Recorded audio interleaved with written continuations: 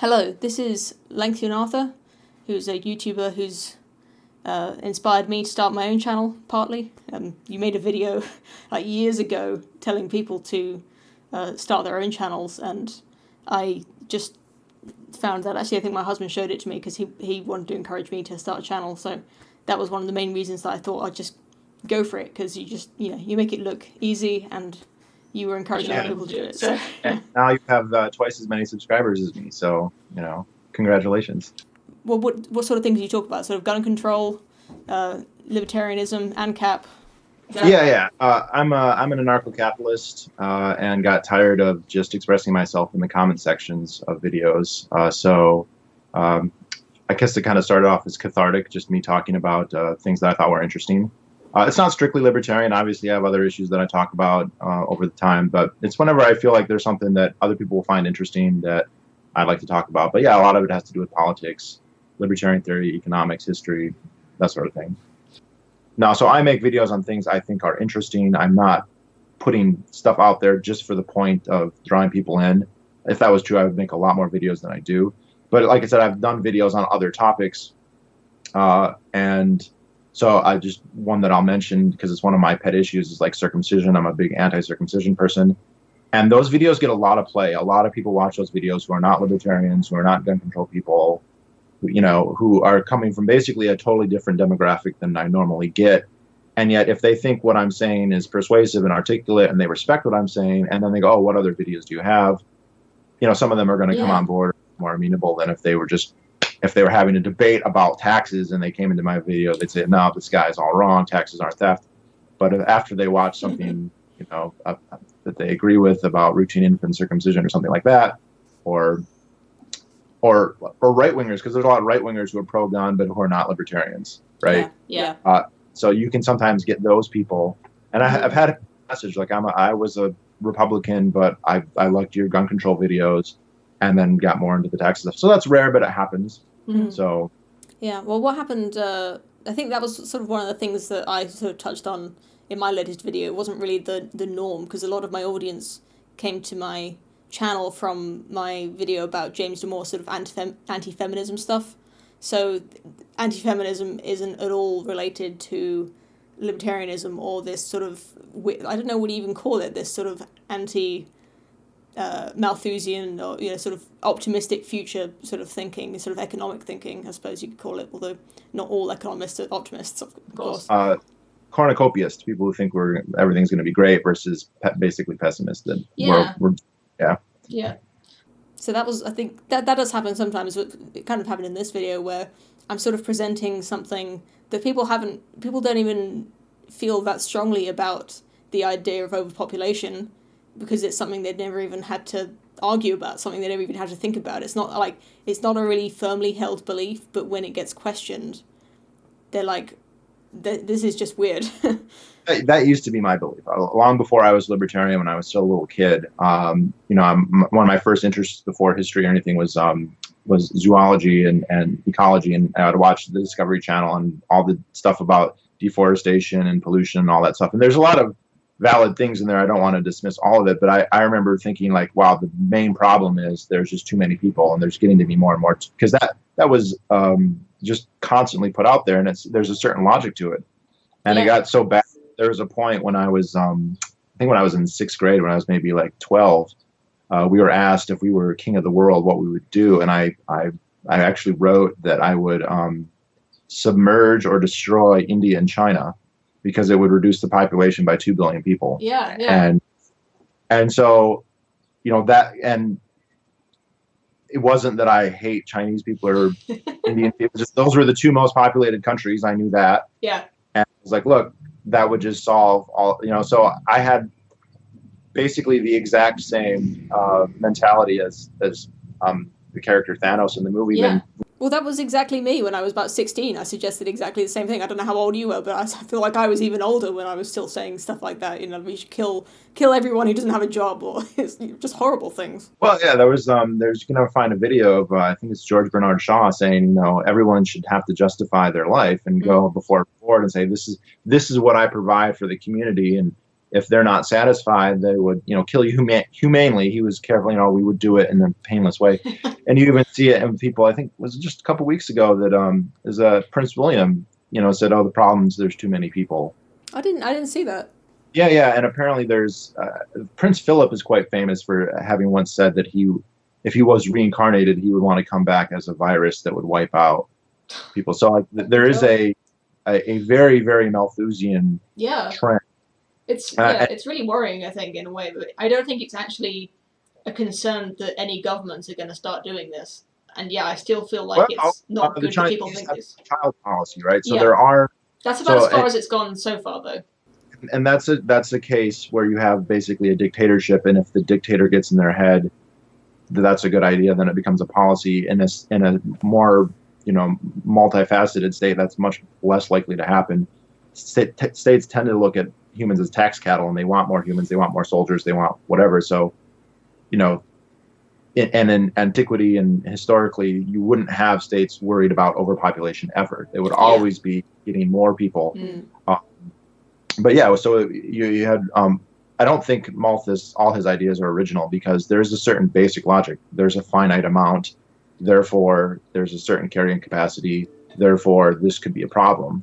Yeah, I think it was Julian Simon, I think someone talking about him said that he doesn't call it Malthusianism because it was around so much longer than just Malthus. He called it like depletionism. I think he called the idea that everything is going to run out either because of overpopulation or just eventually everything will run out anyway. Yeah, so there's a couple of ways to look at that. One is just a relevance issue. Like we can say, well, the universe is finite and there will eventually be entropy death of everything, which is speculative. That might be true, that might not be true. But let's just say hypothetically that it is and that the universe is finite. The horizon of when that's going to happen is so remote that it's completely irrelevant at this point. Yeah, no, I'm not really interested in that sort of thing, to be honest. And I've seen, apparently some astronomers have like a way they rate like hypothetical civilizations, and they'll say, well, the type 1 civilization has 100%, has totally harnessed the resources on their planet, and then a type 2 has harnessed their solar system, and then a type 3 has like done the galaxy. And then they'd say, well, we're a type 1. And I'd be like, we're like a type 0.01. Like if you look at how much energy, and we could just talk about energy, but energy is obviously not the only resource. But if you look about how much sunlight hits the earth and how much of that we harvest,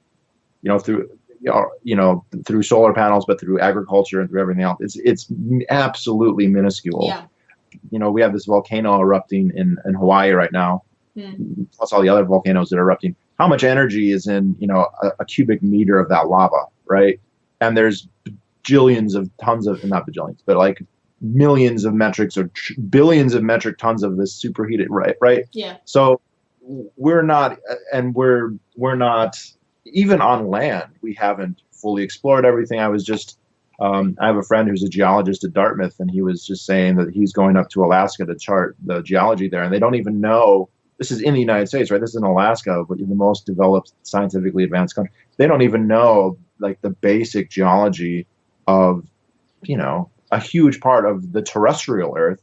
Never mind, so the stuff that's under the sea, or Antarctica or Greenland, right? So the idea that we're anywhere even remotely close to harnessing all the resources or all the energy on Earth is just, it's so asinine, and there's a real conceit there that kind of believes like we've kind of made it. And I'm not going to say we don't have a big effect, that we aren't very influential, that we haven't changed.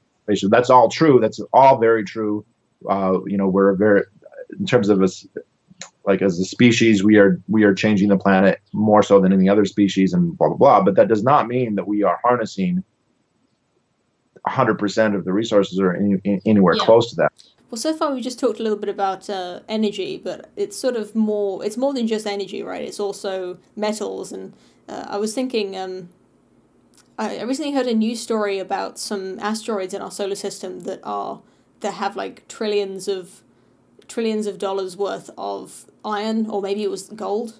Gold, yeah. There's supposed to be asteroids that are, I don't want to say they're solid gold, but they have more gold on them than the entire, all the gold that's ever been mined on the planet Earth. that, I mean, supposedly there's enough gold in the core of the Earth to coat the surface knee deep. Yeah. Wow. So yeah, and we're nowhere anywhere close to ever extracting that, but it's not hypothetically Yeah. impossible. So And that's the thing, just the Earth. Then we start talking about the solar system, that is, you know, resources that are going to become available to us probably, if things continue the way they are. And so, when people say, well, there's this remote entropy death of the universe, this is so far away. And also the people who want to, what's your answer to that, right? If they say, well, we should just conserve everything. Well, we could go on the most conservative, non-resource using thing ever, and we still get the entropy death. So what's the, yeah, it's all going to end eventually. Yeah, but there's even a more fundamental point, because that is, in terms of like the wealth that we experience, the quality of our lives is not, it's a question of value, not of physical things. So we might say there's a finite amount of material on the planet Earth, for instance. Yeah. But through the way we utilize it technologically and socially, we multiply that, right? So there isn't a set amount of value that can be ascribed to, a barrel of oil, right? You can say there's so much energy in a barrel of oil. But it wouldn't have been worth anything like 1,000 years ago, really. Exactly. Or 200, when Malthus was writing that, what would you do with a barrel of oil? You would use it to light a lamp, or start a fire. That's it. And you would burn it open air, and 90% of the energy would just be gone and whatever. And now you can use it, and you can make a microchip or a computer chip or whatever, or some plastic component, and that can yield. It's very hard to measure, but we don't have a measurement of value or utils or anything like that. But the yield on a finite amount of resources is not set. It can expand, and the thing is, there isn't really a logical limit to that. Like, how much can it contribute to human flourishing is not something that is finite, as far as we can tell, because that's limited by imagination or technology, and we don't know that there's actually limits to that. Maybe there are, but hypothetically there aren't. Yeah, I was just thinking about sorry, just coming back to the asteroid, the reason I brought it up is because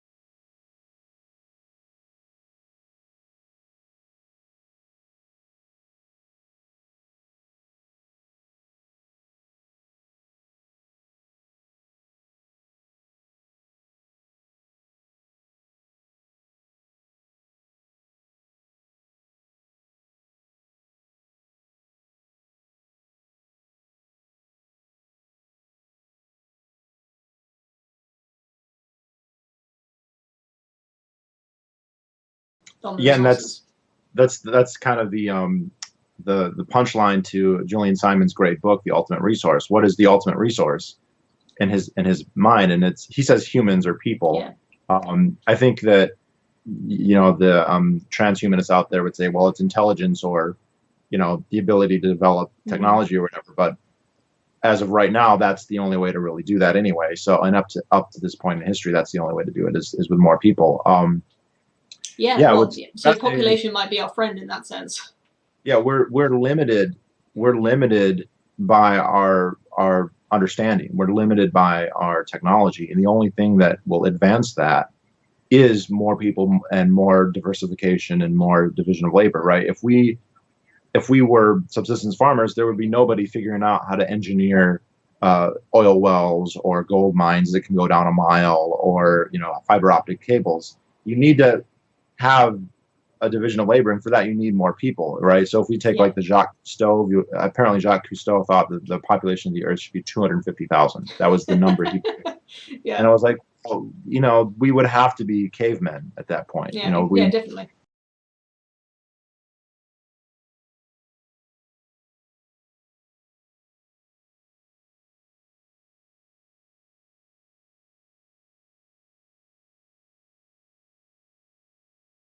there's different debates here, right? Because there's overpopulation, and then there's like the environmentalists. Because the environmentalists would kind of take the, well, what we're doing is not sustainable, so we need to, restrict our consumption right now, and that, for one, is not a long-term solution at all, because the consumption will never be zero. And if the whole point is that there's a finite amount, well, 50% of our current consumption is still going to deplete a finite amount. And if you're getting, ever increasing technology and understanding, the yield from the finite amount can increase apparently without limit, right? We don't know if there's a limit to that. And that could be the solution to the problem. But if you reduce the consumption and say, no, we can't use petroleum, we can't use fossil fuels, we have to have the population be lower, well, then the likelihood that we will make the necessary technological advances to actually solve the problem has actually gone way down. Kind of a funny counterexample. So you have someone like Stalin, who was as close to a complete dictator as kind of you can get. And he understood, because the Soviet Union famously, and Russia today famously, has enormous natural resources. They have, whatever you want, they have it, and they have it in spades. And they have these big areas in the Arctic, so north of the Arctic Circle, that they knew had lots of nickel, had gold. And he said, well, I have all these slave laborers, all these political prisoners that I have that have 25-year sentences. Yeah. And we have all these resources, so I'll just send them up north to, dig out the minerals, whatever they were. And that was fine, except they would all die because it was so cold. And he said, okay, well, that doesn't do any good. So we'll have to build shelters, and then we'll have to heat the shelters, because they literally will all die, every night. And so the next thing you know is you have like a city. And so there's a city called Norilsk, which is the only city north of the Arctic Circle. It's got, I think, 250,000 people in it. And there is a big nickel mine there. It does produce a lot of nickel, but the value of the coal that is used to heat the city far exceeds the value of the nickel. Yeah. Right. So it seems like a good idea, but it actually is totally cost ineffective. Yeah. Where if you can, like in Canada or the United States, where we have areas that are just as cold and just as inhospitable, when they find, oil in Prudhoe Bay or diamond or nickel platinum mines in Canada, we don't build a city there and have 250,000 people with a university. We send really small companies with 10-man crews, and that's logistically going to be more quote unquote profitable. But another way to look at it is more resource efficient would be another way to say that. Yeah. Well, it's going to be much more efficient to mine in very cold areas if we've got really good mining robots that we can literally send 100 miles north from somewhere, fairly warm, where, some programmers are sending them, or whatever, like a dispatch place. Just think about that. The raw materials of that mining robot 100 years ago, the best you could hope for from that mining robot would be like, half of a car, that wouldn't be able to do that much. And now it's a mining robot that can produce whatever, do whatever tasks.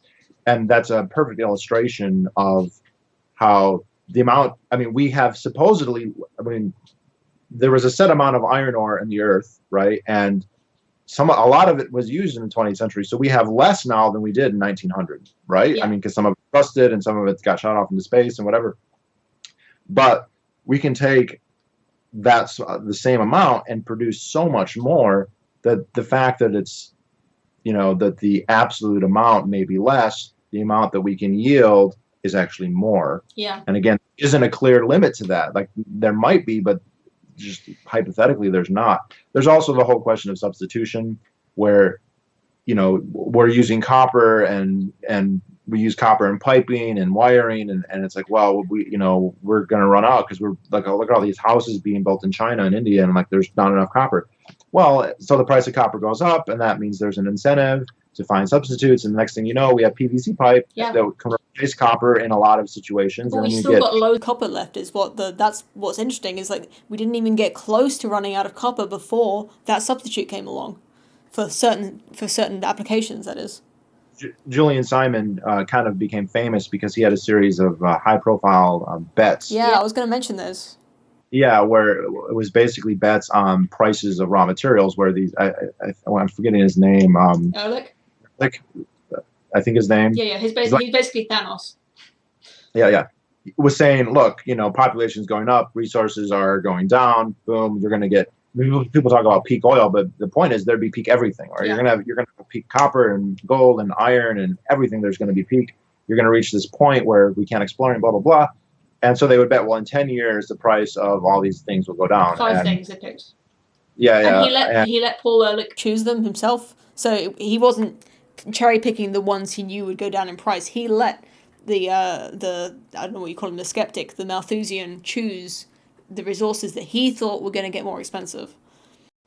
Sorry, Yeah, and they didn't, because for that, as they become more expensive, people start looking for substitutes. So like as oil becomes more expensive, solar becomes worth more of an investment, or whatever else, hydroelectric, or nuclear fission, and kind of the tie back into the politics. One of the things that actually prevents a lot of that is the regulatory state, which prevents innovation.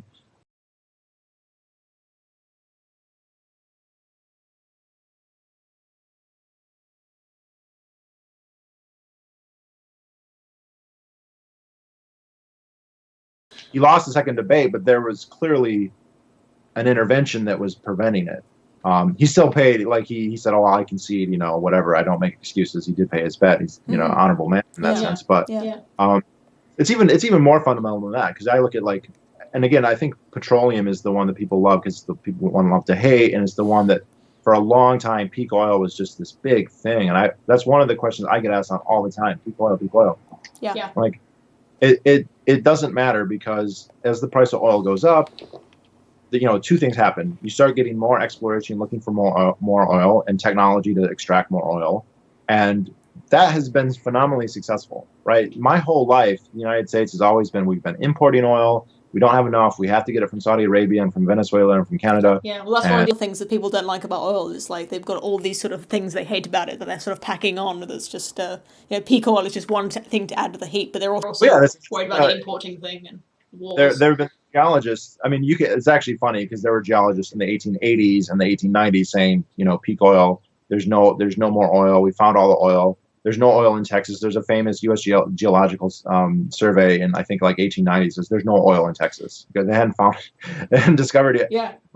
And the thing is, and for people who don't know, that is actually my job. I make stratigraphic maps of oil wells. Yeah, I was going to mention that actually. Yeah. So I've drilled hundreds of wells all over the United States, and literally have seen the oil, seen the natural gas.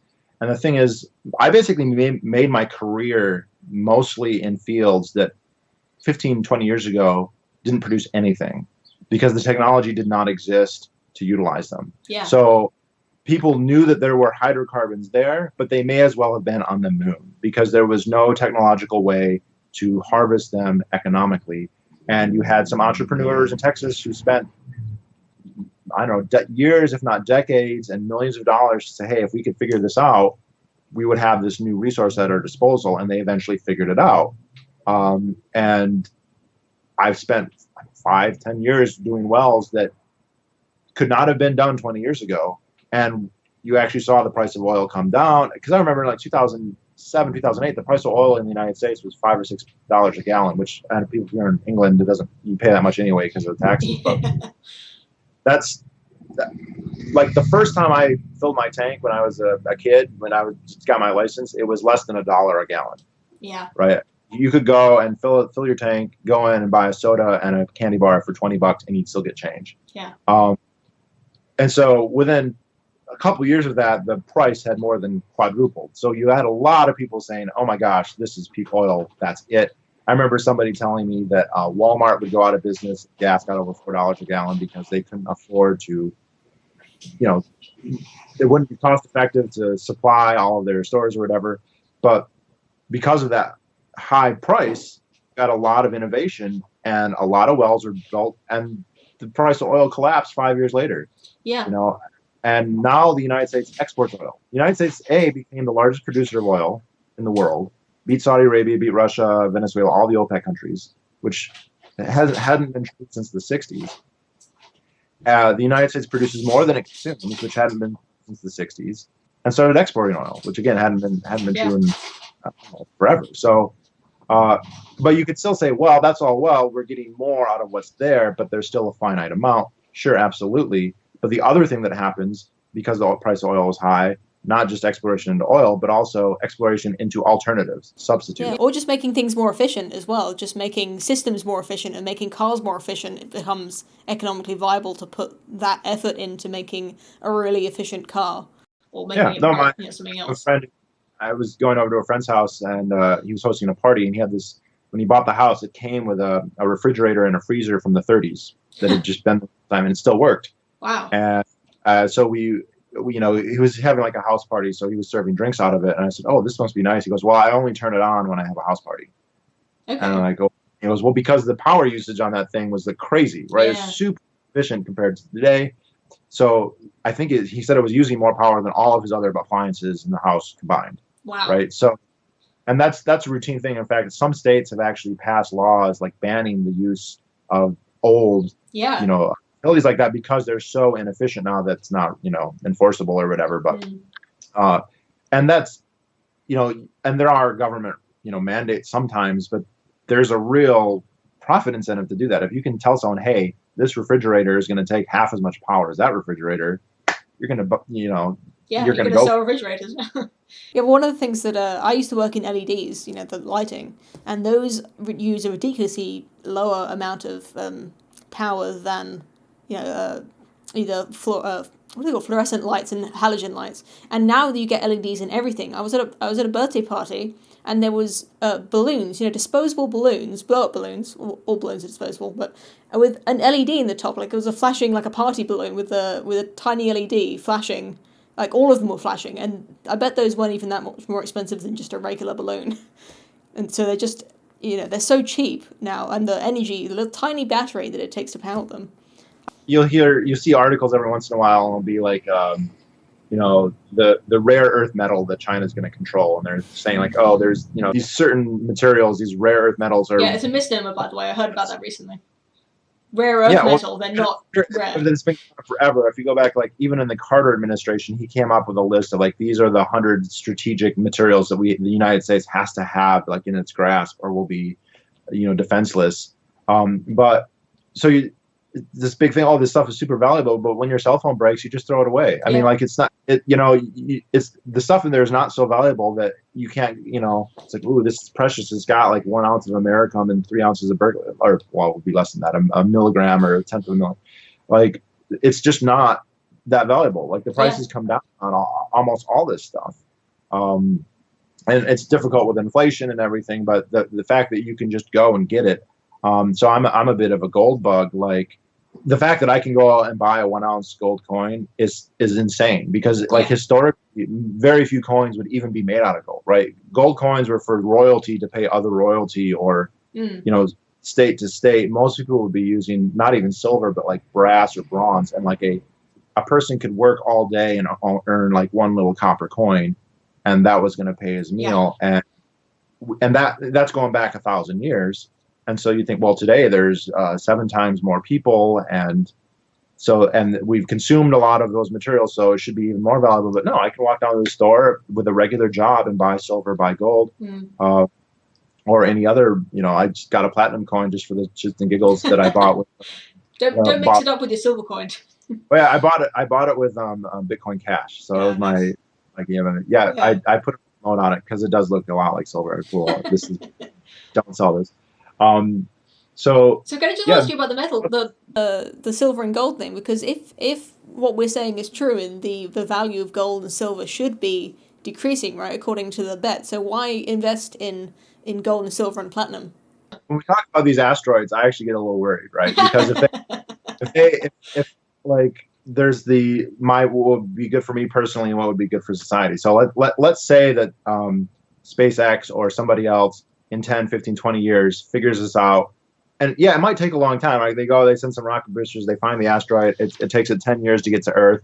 But next thing you know, there's an asteroid parked in Earth orbit that has, you know, whatever, a trillion ounces of gold or whatever on it. And they just start bringing it down.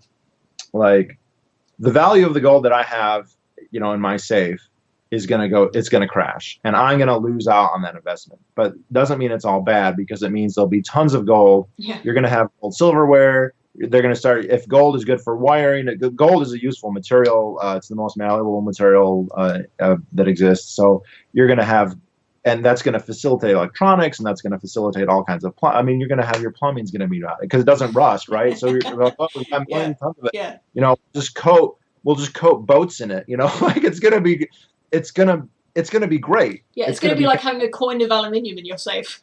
Aluminum was on the top of the Washington Monument because in 1888 or whatever it was the most. It was more valuable than I throw away aluminum cans every day. So, that would be great for humanity. I'll lose out, but you know I've got my digital, so I'll be okay. But, and that's what we see happening with it's the same thing with like copper coins. Like those used to be coins, right? And if that's now like if you were going to go buy dinner with copper coins, you'd have to give them like, you know, a whole huge stack of big heavy coins because they're just not at all. Even it's despite the fact that we have, you know, all the demand for copper in China and India and Africa and everywhere else. So again, we get the substitution. People are very simplistic in their thinking. Another thing he pointed out in the book is people are like, well, population growth is exponential. Like that's bullshit. Okay, population goes up and down. Humans change. Like you can say that there's a reproductive maximum that is biologically possible. Yeah. But people regulate themselves, right? People find ways to deal with it, whether it's through abortion or I mean, like a lot of Polynesian islands did infanticide, right? They would kill. Like it's like, oh, the carrying capacity is X. We kill people beyond that. Blah blah blah. There's this demographic shift. You know, you need more kids when there's a lower survival rate. You know, you're gonna. If you think that half your kids are going to die, you need to have a whole bunch of them, and so you do. And once you get to this point where, like, you can reasonably expect that 99% of the kids are going to live to adulthood or whatever it is in the West, something like that. Yeah, much more than that, I think. It's less than 1 in 1,000. Yeah. Well, maybe not. No, it's a few in 1,000, I think. All the way to adulthood, you know, you got some who are going to die before then, but it's very, very low. Yeah, some of them aren't going to reproduce, are they? Yeah, well, I mean, this is the real problem is that we don't have even replacement level, you know, and in a lot of countries, United States basically because of immigration is just above, I think, but it's real close. Europe is negative, and like this is not a good thing. This doesn't mean that like England is going to get richer or Germany is going to get richer.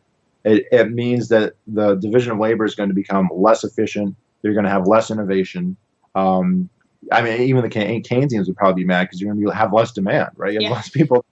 So, like, it's not a good thing. The only answer to all of this is technological innovation and progress, and that just means we need more people thinking about it. We need more intelligence. Now, you know, the AI people out there, we can say, well, humans may become irrelevant or less important in that. You know, again, that's a separate issue, but it even illustrates the point that, you know, the materials that existed to make an AI that could solve all our problems, they were in the earth 1,000 years ago. Yeah. But it wasn't. I've seen it said on Reddit that computers are just rocks that we tricked into thinking. It's just silicon, right? It's the chips, it's silicon and metal, and then we've got computers which are hugely more efficient at certain things than humans are, and they allow so much to be possible. Well, again, and I encourage everyone to read that book, The Ultimate Resource. Like it's dated because I think that book was written in the 90s, and he talks about juxtaposing. You know, the U.S. government used to have all these, you know, like military bases out on the frontier, like in Michigan and Detroit, and how they'd have to send back like their payroll, like their listing of everyone who worked and everything, and it would take like 25 days to travel from, you know, like say Pittsburgh to D.C. and it would have to be on a guy on a horse, and he'd have to eat 25 dinners and 25 breakfasts, and you have to feed the horse. And so, like, the cost just of relaying the message was huge, right? And then it was, but then, you know, they got steamboats, and then they got railroads, and then, you know, so the price went down and down. He goes, and he, you know, and then the telegraph, and the telephone. He goes, now I can put, you know, one book worth of material on a floppy disk and send it to you in the mail and you get it in 2 days. You know, and it's like, that's funny. Even that was a revolutionary, right? Yeah. Now it's like, well, we can, you know, we've exchanged more information digitally here. Yeah, definitely. Just in live time as well. You know, don't have to wait at all. Right. So, like, I mean, it's actually kind of nice that the book is dated in that way, because anyone reading it now, like, wow, he was even more right than he knew or could have anticipated. And yet, so that's more is being accomplished with less resource. Now, I guess the argument could be made that this is a relatively new innovation. If you read books about the Industrial Revolution, they will juxtapose what has happened since with what was happening before. So when Malthus wrote his thesis, a lot of people say, well, that was true up until around 1800. People put different dates. Things do change rapidly sometimes. It's not ridiculous to predict that something might change rapidly in an unprecedented way. Yes, the Industrial Revolution has been unprecedented, right? The fact that we have gotten sustained economic growth for 200 plus years, that never happened before. There's two good books I'd recommend. One is called Bourgeoisie Dignity by Deirdre McCloskey. Yeah, I saw your review of that. And another one is called The Farewell to Alms. I forget who the author is, but they both basically, they have different takes, but it's the same thing. They're gawking at how things have changed since then. Because if you look at history up to that point, there is progress. There is technological innovation, right? But there was this is what Malthus was talking about. There would be technological innovation. So the carrying capacity of the land would increase, but then the population would just increase to absorb that, greater productivity. And so the standard of living for each individual would not really change. In fact, you might have, like, after a plague or a vast die-off, you might have a temporary period where people are relatively wealthy, kind of like exactly they taught that in school. I think that's actually misleading. Yeah. But that was what we got taught in school, was that the plague was good for the people who survived. I'll never forget, I was in college and this girl was like, I was reading a book about medieval France, and it characterized that whole period as, quote, the demographic catastrophe. Because it was the series of plagues, and then there were a series of wars, and you had a situation where I think the population of France, like, halved in a 150-year period. And you just think about, like, if you lived in a society where the population was going down, where when you died, presumably younger than you would have anticipated, population was 10% or 20% less than when you were born, and there were just fewer people. And that would be like dystopian, that would be like all the apocalyptic fiction that people hear about. And this girl was like, their wages would go up, and I would be like, no, everyone would be like, it was, look, humans are individuals, and there are people who are going to take advantage and do well out of any situation, but the net of society is clearly, that's terrible. It's awful. Yeah. It's too quick. I mean, for one thing, even if it would be beneficial in the long run, which is what some people say, over one generation is just that's too fast. It's, that's what I said at the end of my the video about Thanos, is like, doing it instantly is the absolute worst way the worst embodiment of this idea. And I actually love the movie. It's a great movie, but like, it just bugs you, because you're like, well, you could just do this and give them a lower fertility rate, and you can love it. Yeah. But I think that he also might be a thing of, people develop their ideology at a certain point, and then they might progress in a million other ways, but they stick to that ideology. Yeah, so sometimes. Like, he could have come up with that idea way back, when he was normal, and maybe he's learned enough since then that he should know better, but that's his identity now. And maybe, that's actually, that explains it, that makes sense. Yeah, people were calling me crazy. I'm going to prove that I was right, and I'm going to do it. Yeah. I mean, that's the motive. People will, do things that they probably know better. That's the true evil, isn't it? When you're doing something wrong, but you won't admit it to yourself. Yeah, so I end up looping back to, like, he's a good villain. Yeah, no, he is. You're right. You've convinced me. Well, like, not necessarily for the reasons that they were thinking, but yeah. So, there is an interesting argument, though, that up until around the start of the Industrial Revolution, the Malthusian trap was real. The iron law of wages that Marx talked about was real. That any increase in productivity just meant more mouths to feed, which would then lower. Yeah. That just has not been true, right? And since 1800, we've seen population go up, standard of living go up. Holy shit, that never happened before, and it's been happening consistently now. Even if you just stopped now and it all just worked, and the fact that there was no more innovation would still mean that the human race was not living up to its potential. It could be so much better if we continue with free markets and innovation for the next few hundred years. And all these people have about the finite nature of the Earth or the universe would still be, would be unresolved, right? True. Yeah, that is true. I just don't understand, like, these people who are arguing about, especially if they're talking about the entropy death of the universe, like what is their point? That we should we should close, we should stop doing it.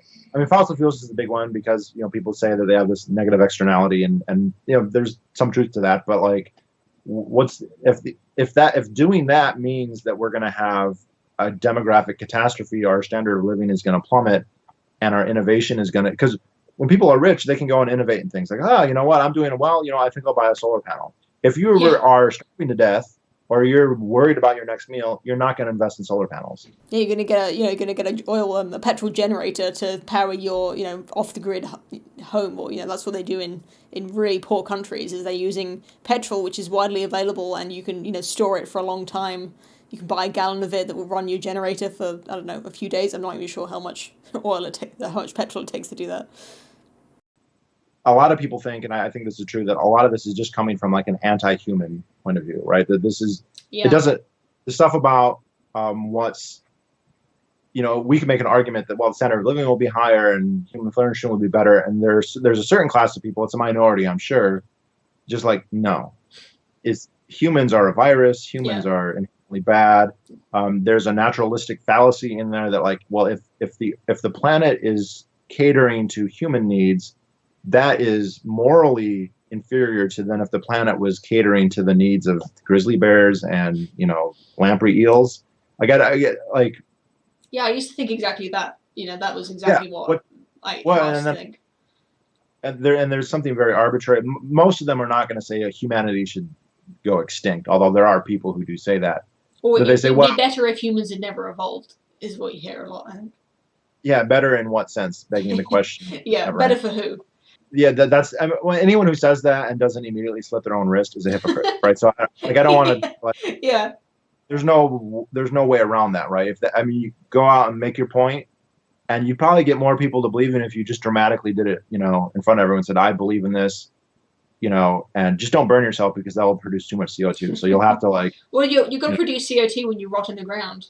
Because all organic matter rots in it, it releases CO2 in the atmosphere. Trees aren't that good either. True. That's where the tendency is not for the more people to lead to lower standards of living. It's the exact opposite. Yeah. Yes, the population's doubled since 1970 or whatever the year. The standard of living is not half. Yeah. It's if anything, it's doubled. And the 1970 was that was the 70s was the decade that Paul Ehrlich said that there would be mass starvation, hundreds of millions of people would die. In the 80s, and 70s and 80s, there'd be war over water, and then when the 80s come around, then it's it's going to be it's always 20 years away, right? Yeah, and it's the same thing with peak oil. We'll see. Like every time the price goes up, this is it. It will never go down again, and then it does, and then again, and then down, and just like people like to look at a graph and be like, see the line's going up. He says in the book, during the 1960s, there were a lot of universities that were built in the United States. New universities were popping up, and he said, well, if you charted the acreage of parking lots, you get this line. He goes, oh my God, at this rate, in 25 years, the entire country will be coated in parking lots for, that as well, and it's like, except we're humans, and like, okay, we've got enough schools, and this happens, and like, you have enough. If that really was an issue, where too many people, then you get, and the way this would manifest in the market is if it's getting so expensive that you can't afford children anymore, you're not going to have any more. Yeah. Right. If you're like, oh my God, if we have one more kid, and this is especially like a free market, like it's different if you have a state that's going to subsidize and say, hey, we'll pay for everything. Yeah, definitely. Then what they want. But like if it's a capitalist system, you're going to say, okay, well, we can't afford the medical bills, we can't afford the food bills. It's just not going to happen. We might as well invest in a condom or get a bisexual. I think it's more actually not that, because we've already established that poor people have more children. That's a birth rate. That's a mortality rate thing. But I still think that it's actually the very rich or the moderately rich who can't afford to have children or don't think they can, because the opportunity cost is so high of not having them. It's like the amount of money that you save from not having children or from staying at work rather than having to take time off for children, you can work really long hours, that sort of thing. The amount of money that you save from that it's got such a powerful, there's so much buying power to that money. You can go to Greece for a month out of every year. You can have an amazing lifestyle if you don't have children. It's like, so again, because of like economics and because of efficiency, 20 years ago, you have all this acreage that was getting farmed, and now that acreage is not competitive with the most, right? You can't be an economical farmer in a lot of those areas. And so what happens is they just stop farming there, right? And so the land gets reclaimed. We're getting more food from less acreage. Yeah. In fact, I think he talks about in the book, what's the minimum amount of acreage that's possible to feed a person? And with intensive enough agriculture, it's actually very, very small, like the size of my bed. Yeah, and now genetically modified plants is going to be even bigger for that, because the amount of vitamins and nutrients you can get into that food is going to be much more dense, just because even with the same amount of space. It's already happened. It's been happening like for eons now. Yeah, just I'm going to close up with this video, and I just wanted to say I've been thinking about this for a while, and this isn't exactly what I want to put to you. I just wanted to, maybe you can respond to it, but I was just thinking the whole thing about Simon doing the bet with Ehrlich really demonstrates to me like I asked myself what would be true if this theory was wrong, if this sort of Simonism or whatever you would call it, if this theory of human prosperity being if it correlates with a high population. What signs would be able to see that would make this true? And the fact that Simon was able to make such good predictions and those predictions came true, and the fact that all the Malthusian predictions never came true, kind of just, it makes it sound, that's how I convince myself that it's probably accurate, is the fact that it's got such predictive power. Because, I remember in physics class when I was like 17, my physics teacher told us that the person who discovered Neptune supposed that Neptune must exist because of the how the other planets were acting. He was like, I think there's a planet there. Then they looked, and there was a planet there. They looked like 100 years later or something. And don't quote me on that. But they looked and it was there. And I feel like that is a really strong theory, like the theory of gravitational, the way that gravity works. Like, that it's true because they found Neptune using it. So if you can make predictions accurately, it means your theory is good. And if you make really bad predictions, like Paul Ehrlich did, then it's probably not a good theory, right? Putting your money where your mouth is a big part of that. And them, it wasn't the money so much as just their reputations. That was what was really on the line there. But that, and you give Ehrlich credit. He must have really believed, what he was saying. But Simon obviously was the winner. He was obviously correct. He obviously understood something that Ehrlich did not or refused to acknowledge anyway. When you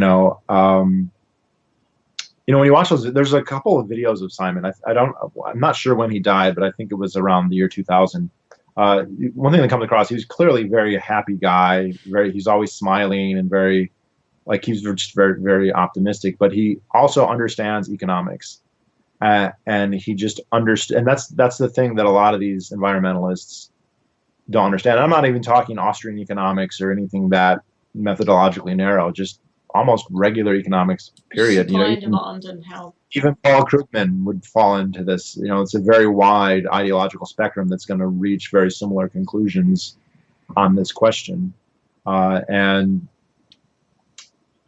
thing is, with Ehrlich's predictions, they're almost non-falsifiable because he doesn't always say, "Oh, it's not yet." It's and so they would do these. Well, there was an agricultural revolution in India, and productivity in India went up a little bit, and so it delayed, the reckoning 20 years. Yeah, that's kind of the point as well. It's going to come, and like this, it's. I don't think you can disprove that completely, because you can always say, "Oh, but then that is the very weakest." That's not really an argument, right? That's just I haven't been definitively proven wrong, but that does not make you right. Right? Yeah. You can't bait and switch and be like, I haven't been definitively proven wrong. Therefore, I'm right. No, it just means, that you have a glimmer.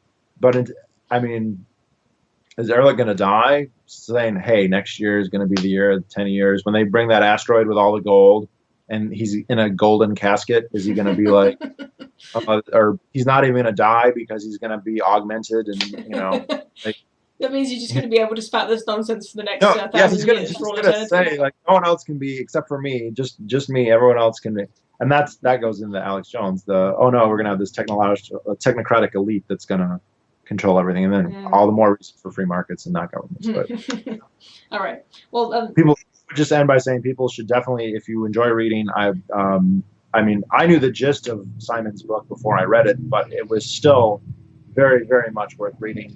And the parts of it that are dated, they almost just enhance the point that he made. So, and how much does it cost on Amazon? $5. So, yeah. Anyway, and thank you for having me. This was a lot of fun. Yeah, I'm glad we interacted a few times over the years, but this is the first time we really had a conversation. So, yeah, great. Really nice. Well, have a good day and a good weekend.